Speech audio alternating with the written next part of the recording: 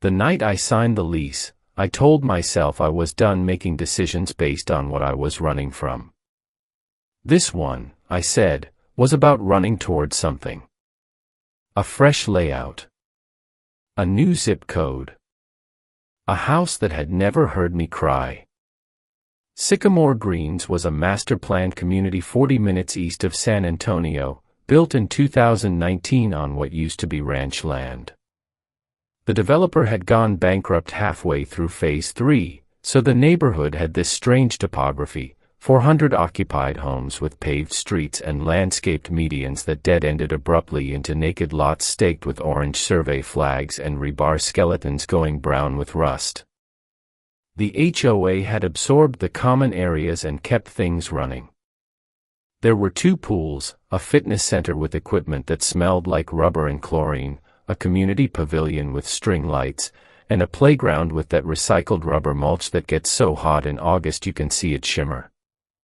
I found the listing on a relocation site. 2-bedroom, reasonably updated, small backyard with a privacy fence. The price was low enough to make me pause, but I told myself it was the unfinished construction. Nobody wants to pay full market value to stare at a half-built cul-de-sac from their kitchen window.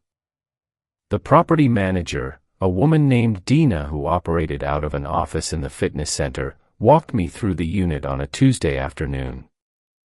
She was thorough in a way that felt rehearsed. She showed me the water shutoff, the breaker panel, the crawl space access. She pointed out which fence boards were the landlord's responsibility and which were the HOA's. She told me trash pickup was Wednesday and Saturday, that parking on the street overnight was prohibited, and that quiet hours were strict. I asked what quiet hours meant. Every apartment I'd ever lived in had quiet hours that nobody followed. Dina looked at me with an expression I would later learn to recognize on other faces in Sycamore Greens, a kind of measured weighing, as though she were deciding how much of something to dispense. Midnight to 6, she said. No exceptions. No noise. None. I asked if that was an HOA fine situation. She said it wasn't about fines. She said compliance was essentially universal, and that I'd understand once I settled in.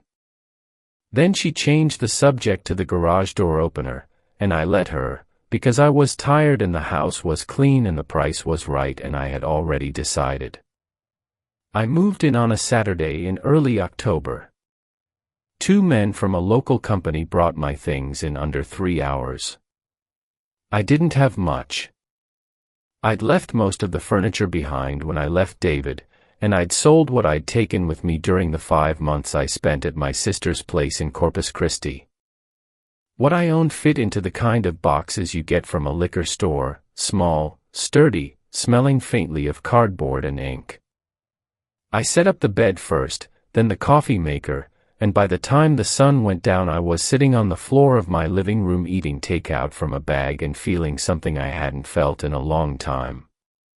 Not happiness exactly. Decompression. The sense that the distance between who I was and who I had been was finally measurable in miles, not just hours. That first night, I noticed the silence. I'd expected suburban quiet, the kind punctuated by distant dogs, garage doors, the occasional car. And up until about 11:45, that's what I got. Normal residential noise tapering off as people went to bed.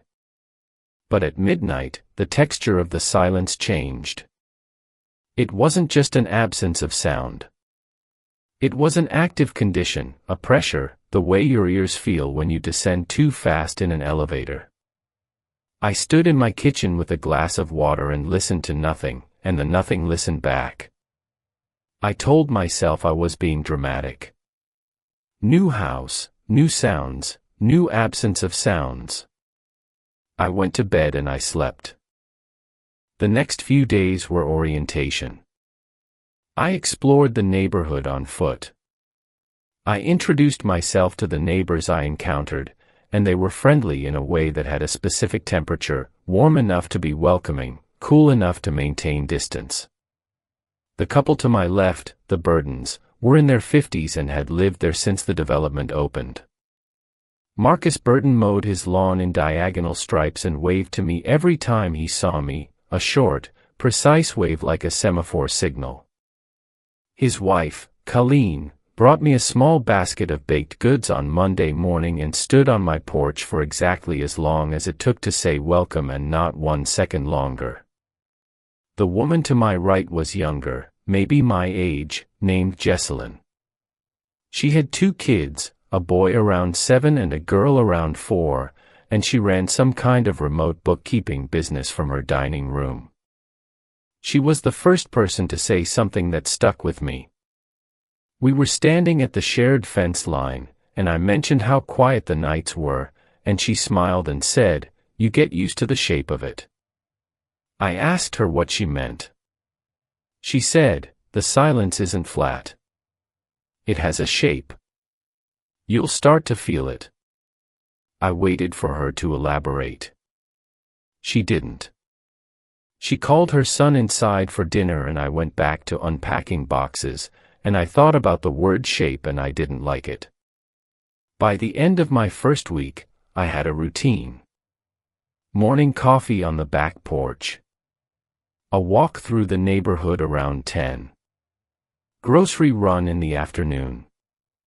I was doing freelance grant writing for a nonprofit in Austin, working remotely, so my hours were my own. I ate dinner early. I watched television with the volume low. And every night at midnight, I felt the silence close over the neighborhood like a hand over a mouth. On the 9th night, I broke the rule. I didn't do it on purpose. I want to be clear about that, because later, when I understood what I'd done, the question of intent mattered enormously to me, even if it didn't matter to anything else. It was a Wednesday. I was on a call with my sister, Renata, and we were deep in the kind of conversation that only happens between siblings at night, the kind where the early part is logistical and the later part is confessional. She was asking me, very carefully, whether I'd started looking for a therapist in the area, and I was telling her, less carefully, that I didn't need one, and the disagreement had an old, worn texture to it, and I wasn't watching the clock. At 12:04, I laughed. It wasn't a loud laugh. It was the kind of involuntary exhale you make when someone says something so precisely wrong that your body rejects it before your brain can. A single syllable of sound, maybe 2. In the daytime, you wouldn't have heard it from the next room. In the midnight silence of Sycamore Greens, it detonated. I don't mean that metaphorically. The sound left my mouth and I felt it expand, felt it physically, the way you feel a bass note in your sternum. It traveled outward from me through the walls of the house, through the insulated glass of the windows, through the drywall and vinyl siding and out into the street, and I knew this was happening because I could track its progress by the reactions it triggered. First, the Burden's bedroom light went on. Then Jessalyn's porch light. Then, in a cascading wave moving outward from my house, lights began appearing throughout the visible neighborhood, not turning on the way lights normally do, with a person walking to a switch, but appearing all at once as though every house had been waiting, fully awake, in the dark. Renata was still talking. I hung up on her. I stood in my living room and watched through the front window as the neighborhood illuminated, house by house, ring by ring, like a signal fire spreading concentrically outward from the place where I stood. And then, after perhaps 45 seconds, the lights went out again. Not gradually. All at once. The entire visible grid going dark simultaneously. I stood there for a long time. No one came to my door. No one called. The silence resettled, heavier now, and I went to bed and did not sleep. In the morning, Marcus Burton was mowing his lawn. He waved at me, the same short wave, but he didn't come over. Jesselyn's blinds were drawn. No one I passed on my walk looked at me directly. That afternoon, Dina called. She said she wanted to check in on how I was settling. Her voice was pleasant and administrative, and she asked about the water pressure and the garage door, and then she paused the way people pause when they're about to say the thing they actually called to say. "I understand there was an incident last night," she said. I told her I'd been on the phone and lost track of time. "That happens," she said. "Especially in the first few weeks. But I need to impress on you, and I should have been more explicit about this at the walkthrough, the quiet hours here aren't a preference. They're a necessity." I asked her what that meant. "It means sound after midnight has consequences in Sycamore Greens that it doesn't have in other places." I know that's a strange thing to say. I'm asking you to take it at face value until you've been here long enough to understand it on your own terms. I should have pushed. I should have demanded specifics. But there was something in her tone, not fear exactly, but the particular caution of someone who has learned through experience how to describe a thing without naming it, and some part of me recognized that caution because some part of me had felt what happened when I laughed. The expansion. The detonation. The neighborhood lighting up like a nervous system responding to a stimulus. So I said okay, and she said she was glad we'd talked, and I spent the rest of the day in a state of focused, rational agitation, the kind where you make lists and clean counters and do everything except sit still with the thing you're afraid of. That night, I lay in bed before midnight with the lights off.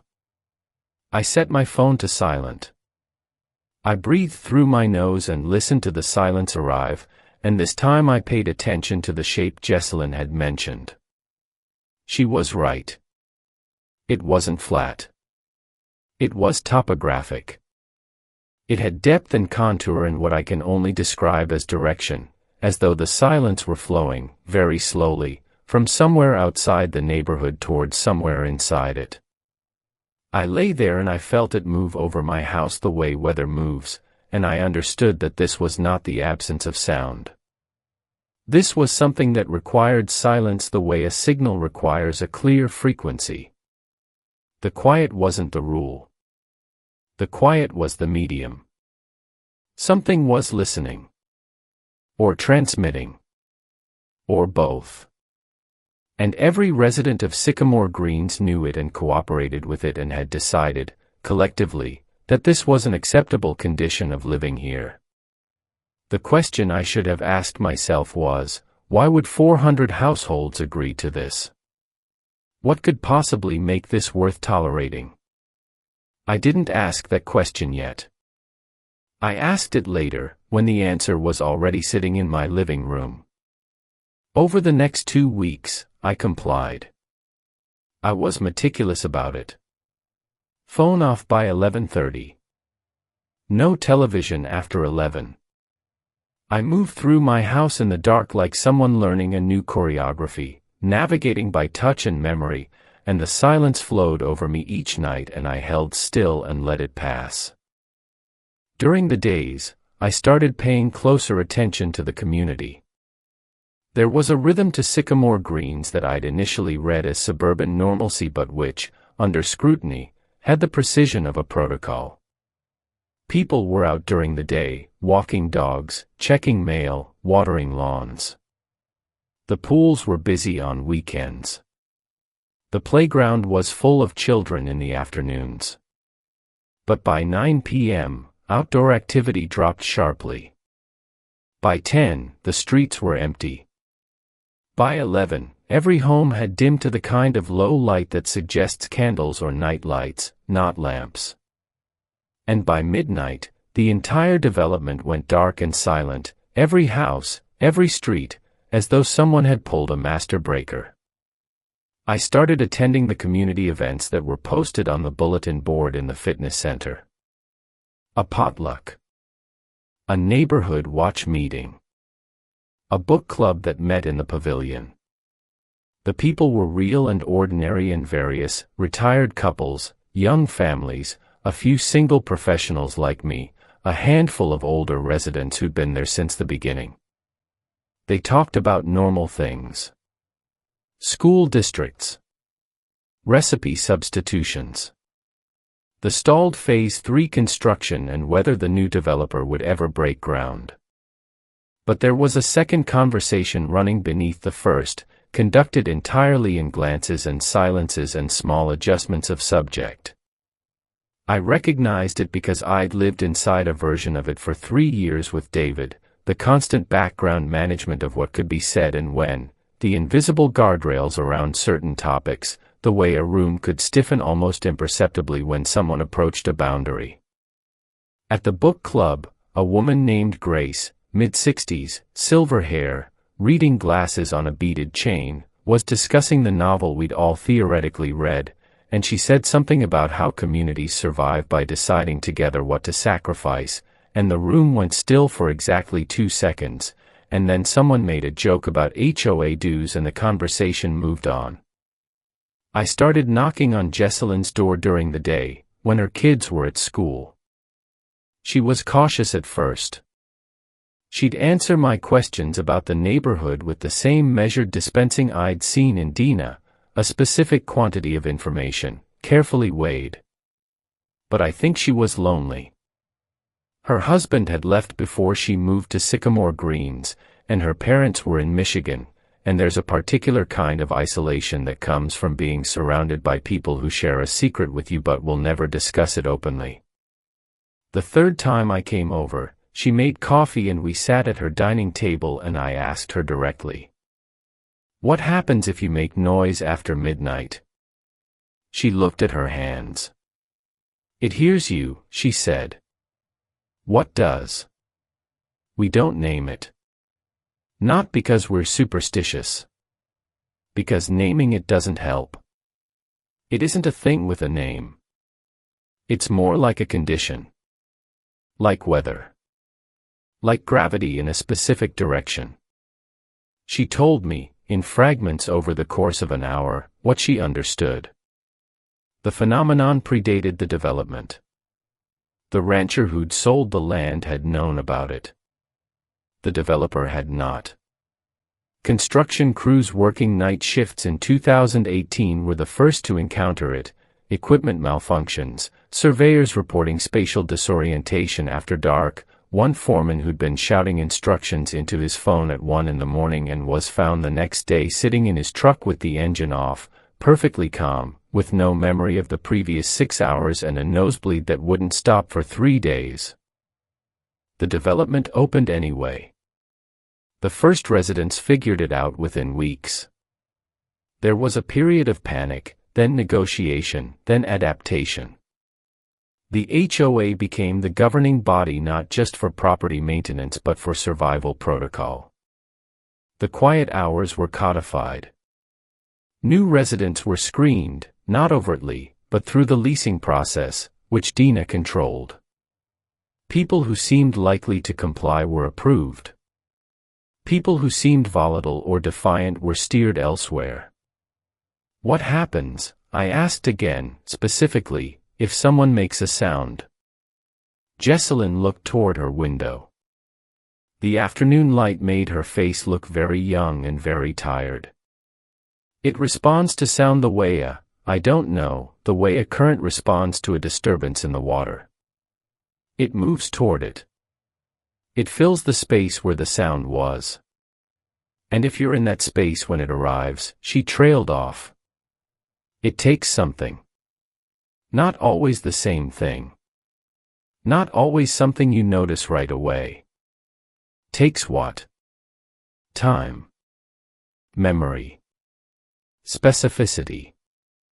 One woman on Crepe Myrtle, she dropped a glass in her kitchen at 12:15 and she said afterward that she couldn't remember her daughter's middle name. It came back after a week, but for that week she said it was like a hole in her mind in the exact shape of the word. Another man, he slammed a door during an argument with his wife and he lost the ability to feel the texture of fabric with his left hand. Permanently, as far as I know. He moved away. I sat with this. I thought about my laugh, that small, involuntary syllable, and the way the neighborhood had lit up in response, and I asked Jessalyn if everyone had felt it. Yes, she said. Every house. When you make sound after midnight, every person in the development feels the displacement. It's like, do you know how if you're in a pool and someone does a cannonball, you feel the wave no matter where you are? It's like that. We all feel it arrive, and we all feel it looking for the source. Did it find me? She was quiet for a long time. I don't think it found you that night, she said. I think the sound was small enough and brief enough that it dissipated before it could localize. But I need to ask you something, and I need you to answer honestly. Okay. Since that night, have you lost anything? Anything at all? Even something minor? I started to say no, and then I stopped. Because there was something. I'd noticed it 3 days after the incident and dismissed it as stress or distraction or the ordinary friction of relocating. The smell of rain. I used to be able to smell rain coming, that sharp, mineral and ozone scent that precedes a storm by an hour. I'd had it my whole life.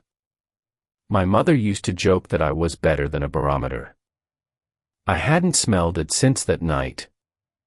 2 storms had come through, and I'd known about them only because I'd seen the clouds.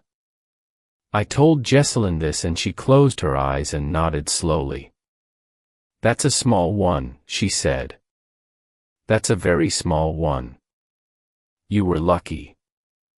I didn't feel lucky. I felt the specific, localized grief of losing a sense I hadn't known I valued until it was excised, not faded, not diminished, but removed, like a word deleted from a document. The space where it had been was clean. There was no scar tissue. Just absence. Why do you stay?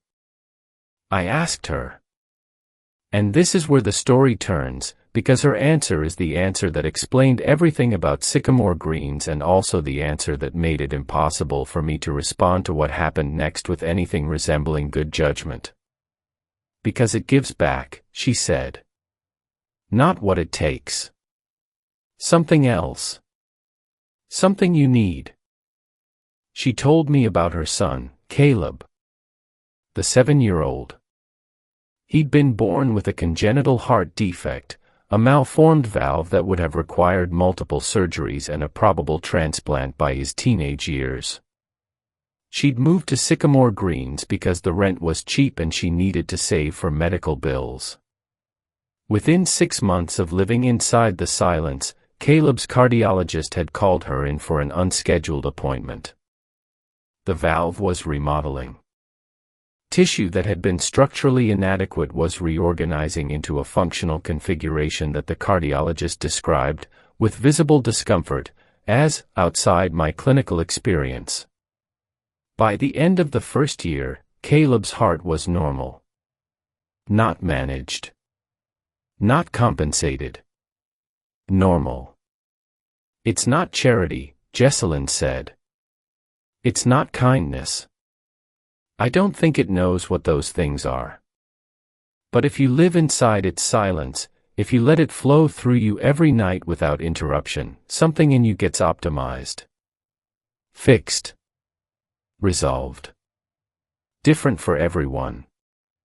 Marcus Burden's arthritis reversed. Grace's husband was diagnosed with early-onset Alzheimer's the year they moved in. He does the crossword every morning now in pen. What about you? I asked. She smiled in a way that didn't reach her eyes. I used to have nightmares every single night. I don't mean bad dreams. I mean full body, screaming, paralysis-level night terrors that had been happening since I was 11. Every night for 20 years. The first week I slept in this house, they stopped. Not gradually. Just stopped. Like something reached in and turned off a switch. I understood then why 400 households held their breath every night. This wasn't submission. It was transaction. The silence wasn't a cage. It was a treatment. People came here broken, or sick, or carrying damage they'd been told was permanent, and the thing that moved through Sycamore Greens at night repaired them, slowly, silently, through a mechanism no one understood, as long as they gave it what it needed. Quiet. Stillness. A clear frequency. And if you disrupted that frequency, it took something from you instead. Not as punishment. As physics. The way a power surge damages whatever's plugged in. I should have left. I know that. The rational response to discovering you live inside a phenomenon that trades silence for biological reconstruction is to break your lease and drive until the skyline changes. But I need to tell you what I was carrying when I moved to Sycamore Greens, because it's the reason I stayed, and it's the reason everything that happened afterward happened. David didn't just hurt me emotionally. The last night in our apartment, the night I finally left, he'd shoved me into the door frame of our bedroom hard enough to fracture my C6 vertebra. A compression fracture, the ER doctor called it. Not surgical. It would heal. But it didn't heal cleanly, and in the 8 months since, I developed progressive nerve damage in my right hand, numbness in my fingers, weakness in my grip, a tingling that moved up my forearm at night like insects walking under my skin. My doctor in Corpus Christi had been honest with me. The nerve compression was worsening. Without intervention, I'd likely lose fine motor function in that hand within 2 years. The surgery to correct it was expensive, risky, and not guaranteed. I was a grant writer with nerve damage in her dominant hand.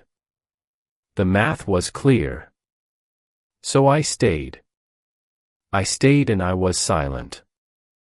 For 3 weeks, I lay in my bed every night and felt the silence move through me, and I told myself I could feel something happening in my neck, in my spine, in the arm that David had broken without breaking, and maybe I could. The tingling diminished. The numbness receded by millimeters. I woke one morning and made a fist with my right hand and it closed all the way for the first time in months, and I sat on the edge of my bed and cried. I was compliant. I was grateful. I was a model resident. And then the thing that happened on November 14th made compliance impossible. It was a Thursday. Jessalyn had asked me to watch her kids for a few hours while she drove to San Antonio for a client meeting. I agreed. Caleb and his sister, Margot, were easy. Caleb played on his tablet and Margot did watercolors at the kitchen table with the grave concentration of a tiny surgeon. Jessalyn left at 2 and said she'd be back by 7. At 5:30, Margot started coughing. It began as a dry, barking sound that I assumed was the tail end of a cold. By 6, it was a deep, wet rattling that made her ribcage visibly concave with each spasm. By 6:30, she was running a fever of 103 and her lips were turning a color I didn't like. I called Jessalyn. No answer. I called again. Nothing. I called the pediatric urgent care listed on the fridge, closed. I called the nearest emergency room, 42 minutes away. Margot was 4 years old and she was struggling to breathe and it was getting worse in a way that had a trajectory I could feel in my body like a countdown. I put both kids in my car at 7:15. Jessalyn still wasn't answering. I drove toward the nearest hospital with Caleb in the back seat holding his sister's hand and Margot making a sound with each breath that I will not describe because I still hear it when I'm quiet for too long. We reached the ER at 8:02. Margot was diagnosed with acute croup complicated by bacterial tracheitis. They started 4 antibiotics and put her in a mist tent and told me I'd gotten her there at about the right time, which is the medical profession's way of saying later would have been bad. Jessalyn arrived at the hospital at 9, panicked, apologetic. Her phone had died, her meeting had run long, she'd gotten my messages in a rush and broken every speed limit between San Antonio and the hospital. She was crying and holding Margot's hand through the tent and thanking me, and I was sitting in a plastic chair in the hallway doing the math I didn't want to do. It was 9:15. The hospital was 42 minutes from Sycamore Greens. Margot would be admitted overnight. Caleb couldn't stay, the pediatric ward didn't allow siblings to sleep over. Jessalyn needed to be with her daughter. I needed to take Caleb home. If I left the hospital at 9:30, I'd be home by 10:15. That was fine. That was well within the margin. But Margot was scared and Jessalyn was scared and Caleb was scared, and the doctor wanted to talk to Jessalyn about the treatment plan, and I sat in that hallway and waited because leaving felt wrong, and then it was 10, and then it was 10:30, and then the doctor was done and Jessalyn was settled and Caleb had fallen asleep in the chair next to me, and it was 11:08. I carried Caleb to my car. I drove.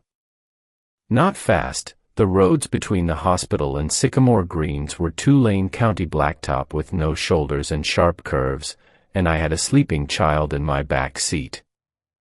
I drove precisely and carefully and I watched the clock on my dashboard count upward. 11:40. 11:50. 11:56. I turned into Sycamore Greens at 11:59. The development entrance was a divided road with a low stone sign and 2 dwarf crepe myrtles lit by landscape spots. The spots were still on. The houses along the main boulevard were still showing dim light. I had 1 minute. Caleb's house was 6 blocks in. My house was 5. I could make either in under a minute if I drove fast, but the speed bumps in Sycamore Greens were aggressive, tall, concrete cord mounds every 200 feet, designed to enforce 20 miles per hour. I drove over the first one at 35 and the car bottomed out with a bang that I felt in my teeth. The clock turned to midnight. The silence arrived. Not gradually, the way I'd felt it from inside my house. Violently. It hit the car like a wall of water and the engine died. Not stalled, died. Every electrical system in the vehicle shut off simultaneously. The headlights. The dashboard. The dome light. The radio I hadn't been playing. Everything. I was coasting in a dead car in total darkness on a residential street and the silence was inside the car with me. I could feel it. Not as the absence of sound but as a pressure against my eardrums, my sinuses, the wet membranes of my throat. It pressed inward. It filled the space the way water fills a container, finding every gap, every opening, every cavity in my body that was capable of resonance. It wanted the places where sound was made.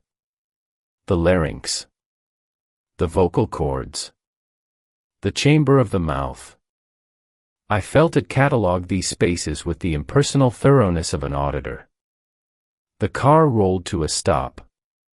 Caleb was still asleep. I could hear his breathing, no. I couldn't hear it. I could see his chest rising and falling in the darkness as my eyes adjusted, but the sound of his breath was gone. Swallowed.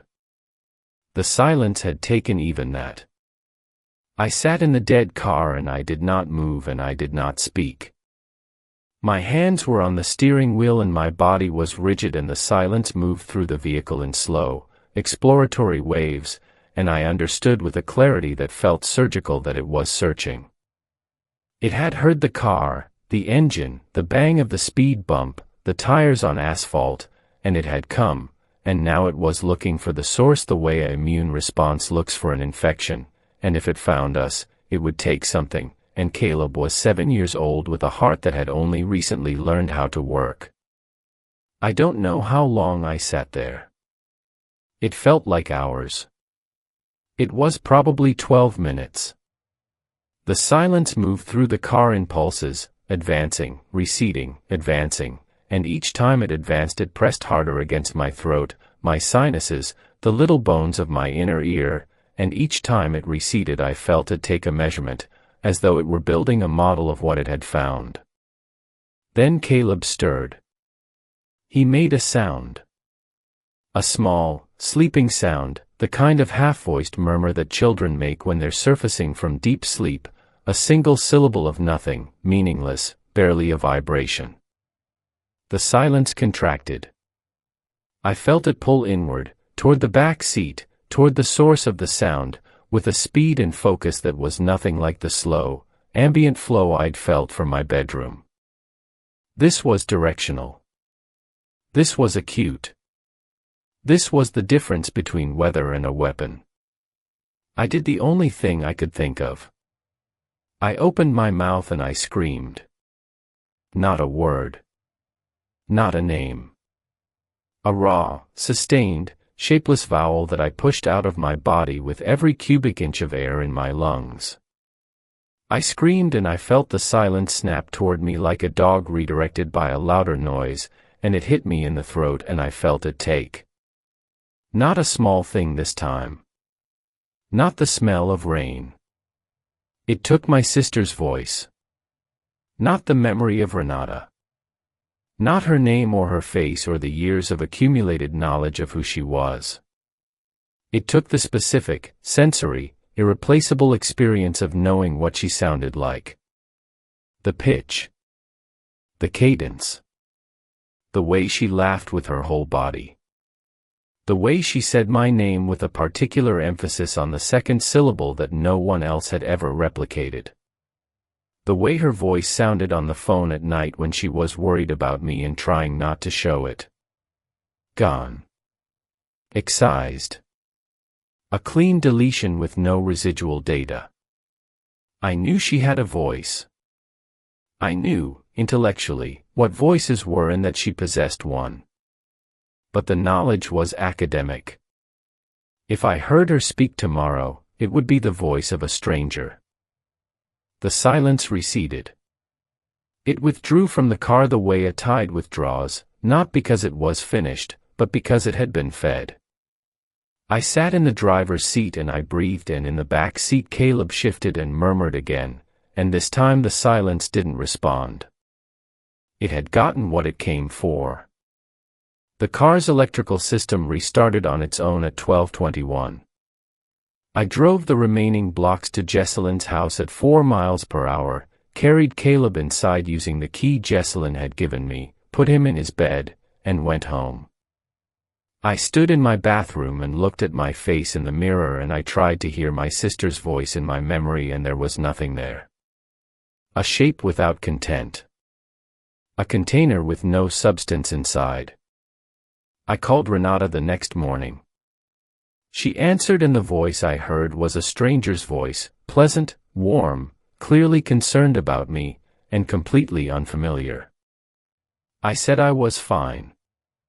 She said I didn't sound fine. I had to hang up because the dissonance between the intimacy of her words and the alienness of her sound was making me physically ill. This is what I need you to understand. The dilemma was not whether to stay or leave.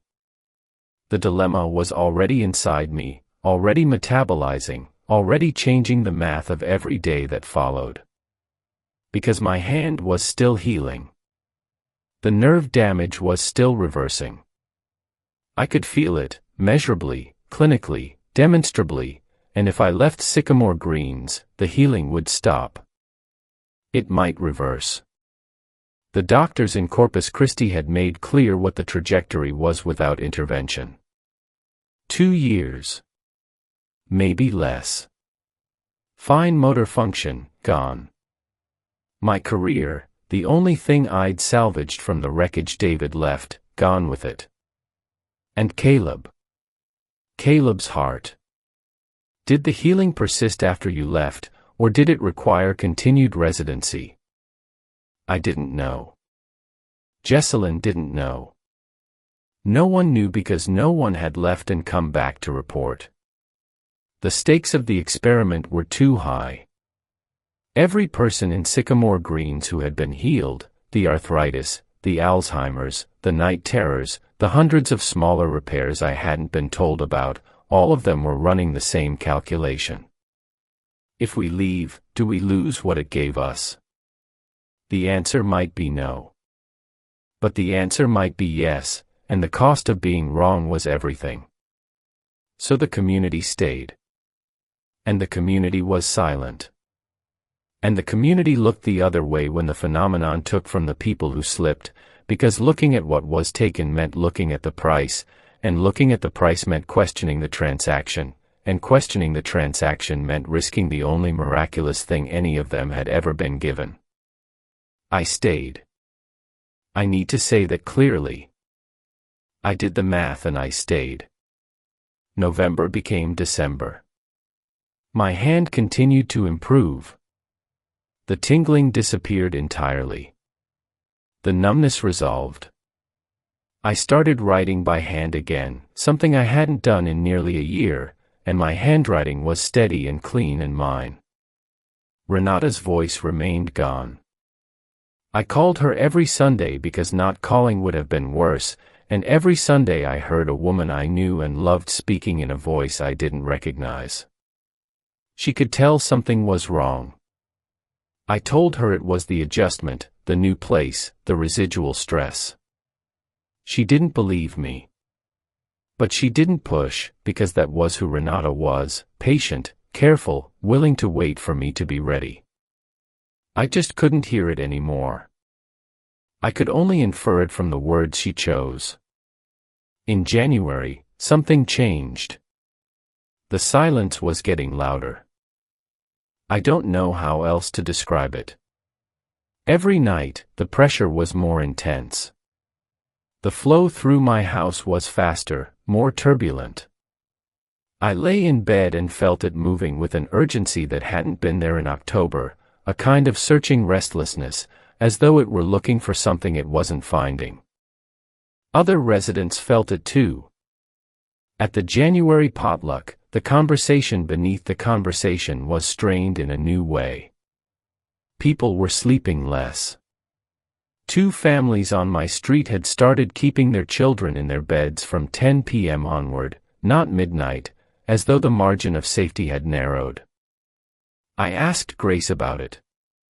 She was the closest thing Sycamore Greens had to an institutional memory. She'd been in the first wave of residents, she attended every meeting, she knew the history. She told me the phenomenon was cyclical. It had seasons, if you could call them that, periods of relative calm and periods of intensity. The intense periods had been getting more frequent. In the first year, there'd been 1.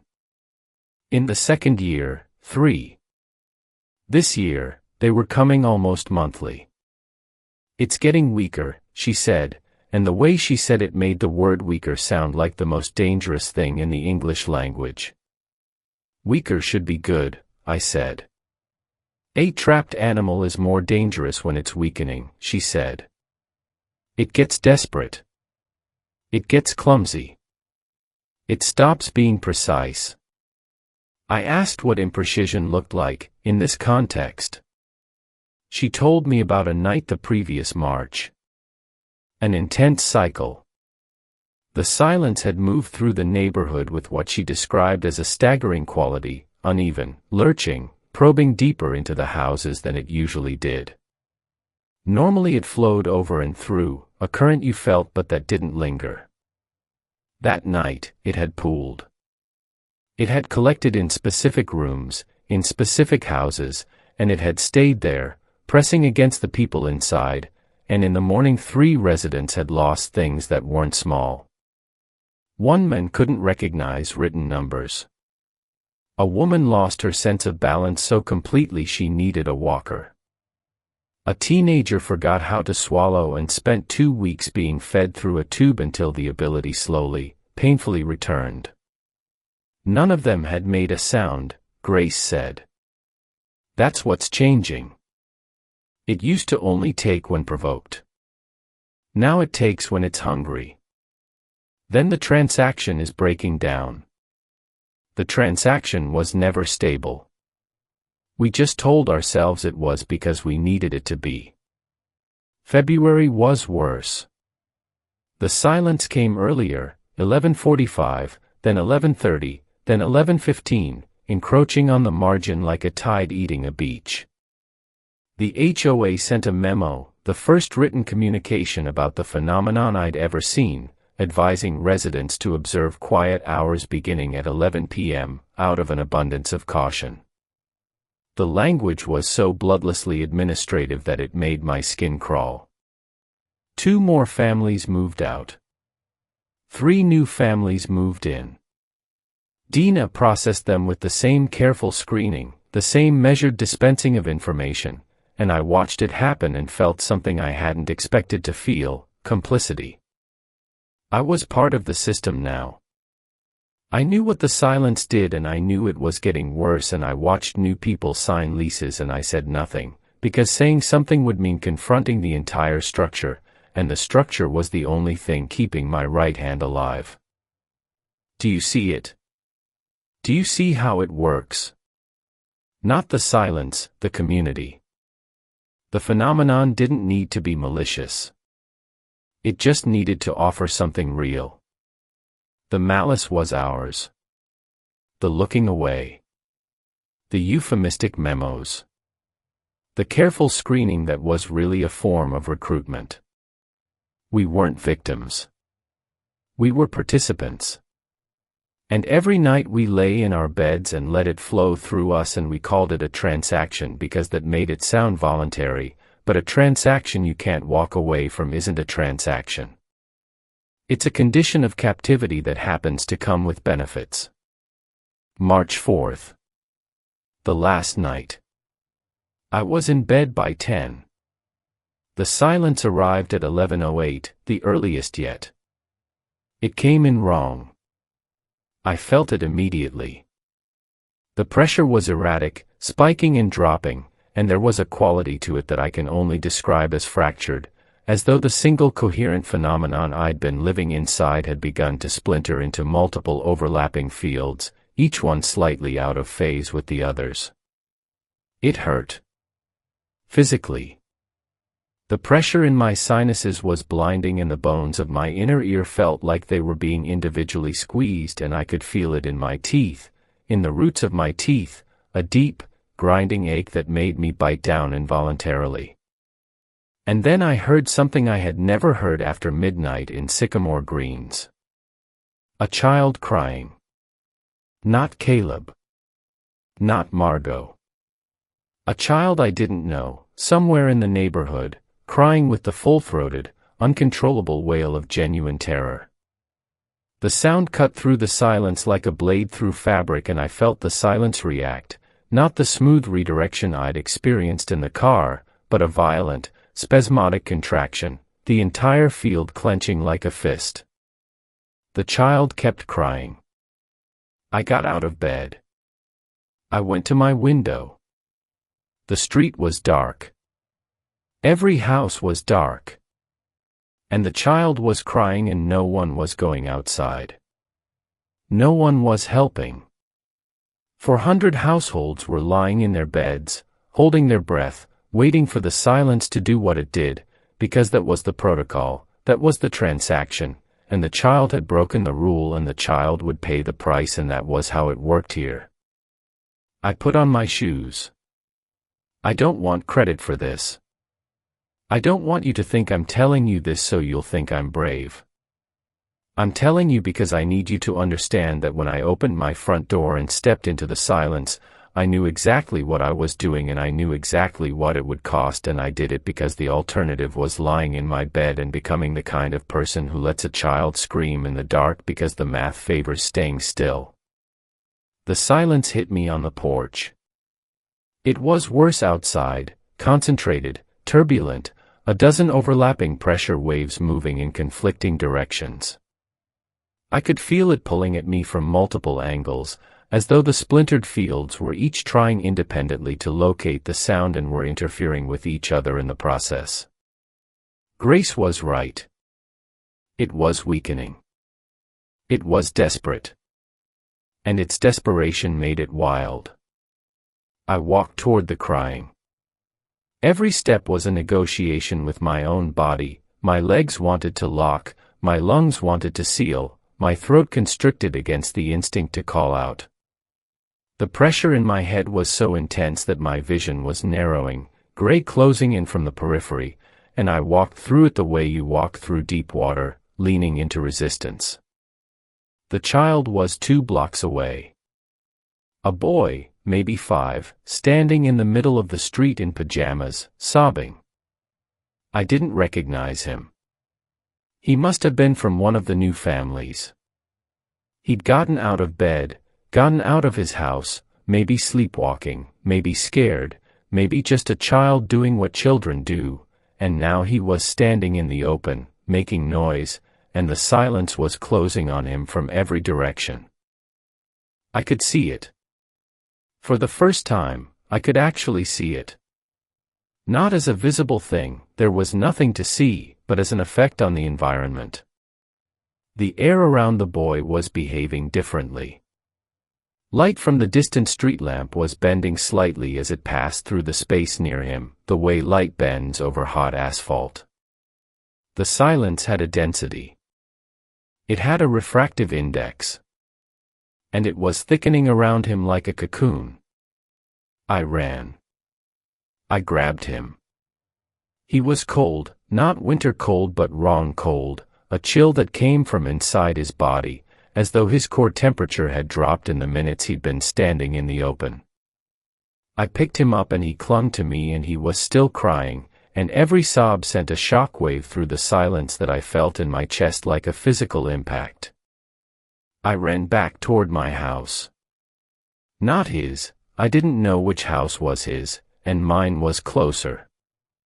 I ran with a 5-year-old in my arms and the silence running alongside me, not chasing exactly but collapsing inward, the fragmented fields converging, and I could feel them synchronizing as they closed, the splintered phenomenon pulling itself back together for the first time in months, organizing around a single point of focus, and that point was me. I made it to my porch. I made it through my door. I put the boy on my couch and I locked the door behind me, which was absurd. You can't lock out a pressure differential, you can't deadbolt a phenomenon, but I did it anyway because I am human and humans lock doors. The silence filled my house. Not the usual flow. Not the nightly current. It filled my house the way water fills a lung. Every room, every corner, every cubic inch of air replaced by a pressure so dense that I couldn't breathe, not because my lungs weren't working but because there was nothing to breathe.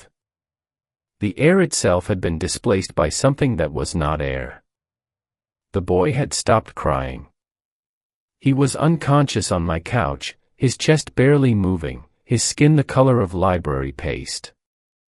And the silence was pressing down on him. I could see the cushions compressing under a weight that wasn't physical, and it was pressing down on me, and I could feel it at my throat again, that cataloging pressure, that auditor's inventory of every space in my body capable of making sound.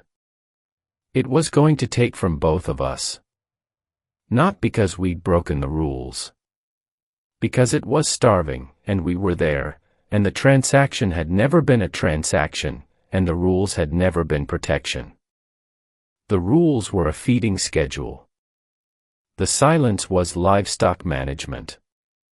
Keep them quiet, keep them still, and harvest slowly, sustainably, a little at a time, and they'll convince themselves it's medicine. And it was breaking down. The system was failing. The phenomenon was fragmenting and weakening, and it was hungry enough now to take without provocation. And the 400 households of Sycamore Greens were not a community managing a difficult truth. They were a food source approaching expiration. I don't remember deciding to do what I did next. I remember doing it. I opened every window in my house. I unlocked the front door and opened it wide. I picked up the boy and I carried him to the center of my living room, and I stood there and I took the deepest breath I've ever taken, and I started making noise. Not screaming. Not this time. I sang. I don't know why. I don't have a good voice and I don't know many songs, and what came out of me was a hymn my mother used to sing at the kitchen sink when I was small. Come thou fount of every blessing, off-key and trembling and loud. I sang it into the silence and I felt the silence convulse. The windows shattered.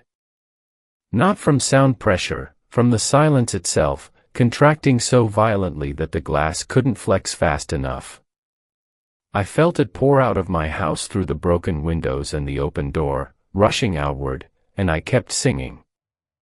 My throat felt like it was being turned inside out.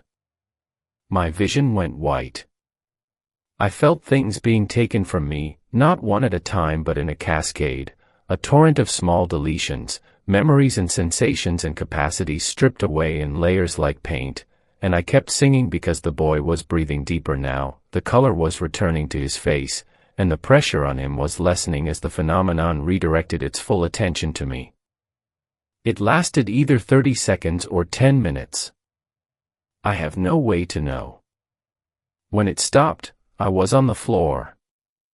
The boy was crying again, a healthy, frightened, fully conscious cry, and lights were appearing in the houses around mine, not the synchronized warning illumination of my first night but scattered, confused, human lights. People waking up. People coming to windows. A door opening across the street. Marcus Burden was the first person to reach my house.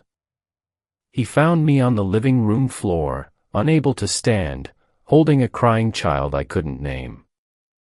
He took the boy. Colleen called an ambulance. Jesselyn came, and then Dina, and then others, and they moved around me with the careful efficiency of people managing a crisis they'd always known was coming. The ambulance took me to the same hospital where Margot had been treated. The doctors found nothing clinically wrong with me. My vitals were normal. My hand, my right hand, still worked. The nerve damage was still healed. Physically, I was intact. But I couldn't tell them what was missing. That's the nature of what it took. When you lose the smell of rain, you know what you lost because you remember having it. When you lose your sister's voice, you know what's absent because the container remains. But when something takes enough pieces at once, you lose the ability to inventory the loss. I knew things were gone. I could feel the absences the way you feel the gap after a tooth extraction. The tongue keeps going to the place where something used to be. But I couldn't name what was missing because some of the things it took were the things that would have helped me name the rest. I know I lost more of Renata. Not just her voice this time. Something about the way she used to stand in doorways, or the feeling of her hand on my shoulder, or a specific conversation we'd had when I was 19. I know something is gone but I can't find the edges of it. I know I lost a capacity for something, a way of thinking, or feeling, or processing, that I used to have and don't anymore, and I can't describe it because the description requires the thing that was described. Here's what I can tell you. I left Sycamore Greens the next day. I drove to Corpus Christi and I walked into my sister's apartment and she hugged me and I didn't recognize the feeling. Not her. Her, I recognized. But the feeling of being hugged by someone who loves you, it was data. It was pressure and temperature and duration. The meaning was gone. My hand still works. 8 months later, the nerve damage has not returned. Whatever the silence did to my cervical spine, it did thoroughly and it persists. I can write. I can type. I can button my own shirts and chop vegetables and do every small thing I was afraid of losing. It let me keep the hand. I think about that. I think about it the way you think about a predator that eats everything on your plate except the one thing you reached for, not out of mercy but out of some alien arithmetic that optimized for a different variable than the one you were tracking. Sycamore Greens is still there. I checked last week. The HOA website is still active. The community events are still listed. The quiet hours are still in effect, though the memo now specifies 10 p.m. The listings on the relocation site have dropped in price again. I don't know what happened to the boy. I don't know his name. I don't know if I ever knew it. That might be one of the things I lost. Jesselyn texts me sometimes. I read the messages and I respond, and the exchange has the functional architecture of friendship, appropriate questions, mutual updates, remembered details, but I can't feel the thing underneath it. The warmth. The texture. The part that makes communication different from data transfer. I have the structure of connection without the experience of it, and I operate inside that structure every day because the alternative is isolation, and I know, even if I can't feel it, that isolation would be worse. I want to tell you the silence is gone from my life. I want to tell you I drove out of its range and left it behind in that unfinished development on the outskirts of San Antonio. But that's not how it works. I know that now. Last Tuesday, I was sitting in Renata's kitchen. It was late, maybe 11:30. She was washing dishes. The faucet was running. The television was on in the next room. Normal, layered, human sound. And for just a moment, one breath, maybe two, the sound thinned. The faucet and the television and the ambient noise of the apartment contracted to a point and then expanded outward in a wave, and in the space between the contraction and the expansion there was a silence so familiar that my body responded before my mind could. My throat closed, my hands gripped the table, and I held perfectly, absolutely still. Then it passed. The sounds returned. Renata turned from the sink and said something to me, and I heard it in the voice of a stranger, and I nodded and I smiled. I don't know if it followed me. I don't know if it's expanding. I don't know if the boy's parents signed the lease knowing what the silence was, or if they moved there the way I did, broken, desperate, willing to trade anything for the one thing they couldn't fix themselves. But I know this, every night, when the world goes quiet around me, naturally, normally, the way the world does, I lie still. I hold my breath. And I wait for the pressure to arrive, or not arrive, and I cannot tell the difference between ordinary silence and the other kind, and I think that might be the last thing it took from me. The ability to tell the difference. The ability to ever feel safe in a quiet room again. Some nights I think about singing. I think about opening my mouth and filling the silence with something human and rough and off-key, the way I did that night in my living room when the windows broke. But I don't. Because I'm not sure anymore whether the impulse to sing is mine, or whether it's a door left open in me, a frequency cleared, a channel carved, waiting for something to speak through it when the silence finally arrives for good.